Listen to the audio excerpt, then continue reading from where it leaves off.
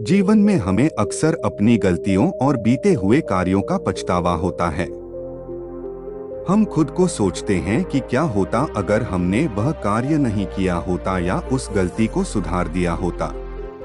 लेकिन क्या आपने कभी यह सोचा है कि बीता हुआ कल वापस लौटकर नहीं आता है?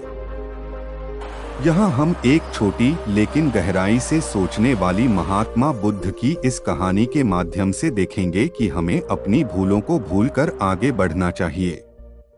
महात्मा बुद्ध एक गांव में प्रवचन सुना रहे थे। उन्होंने पास हुए लोगों के समीप अपनी मधुर वाणी से सभी को संबोधित करते हुए बताया कि हर किसी मनुष्य को धरती माँ की तरह सहनशील तथा क्षमाशील होना चाहिए।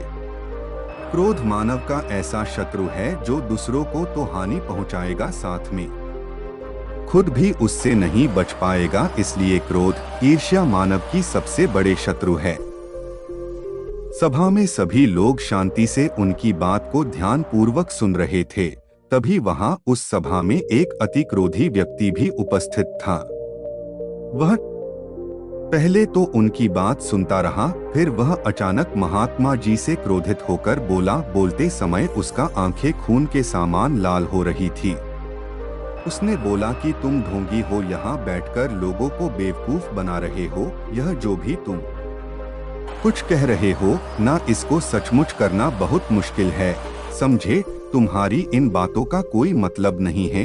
यह सब बातें कोई मायने नहीं रखती। असल जिंदगी में कहानी सुनाना बंद करो, धूर्त महात्मा, और जहां से आए हो वही चले जाओ।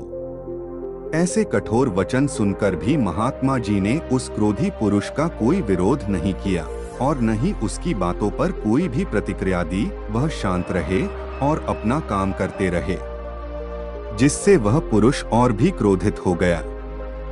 उसकी समझ नहीं आया वह क्या करे। तब उस पुरुष ने महात्मा जी के मुंह पर थूक कर चला गया।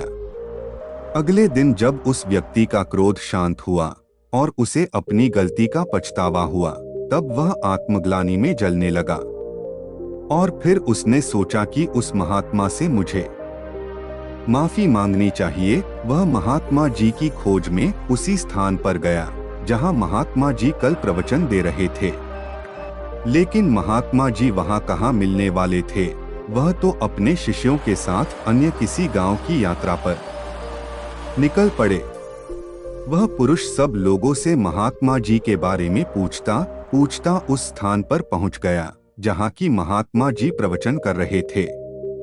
तब उस पुरुष को महात्मा जी के शिष्यों ने उसे उनके पास जाने से रोका, लेकिन महात्मा जी ने अपने शिष्यों को आदेश दिया कि आने दे उस पुरुष को। तब वह पुरुष महात्मा जी के चरणों पर गिर गया, उनसे बोला, मुझे क्षमा कीजिए महाराज। उसने महात्मा जी से पूछा, क्या आप भूल गए हो कि मैं वही जिसने कल आपका इतना अपमान किया था? मैं अपने दुष्ट कृत्य की आपसे माफी मांगता हूँ।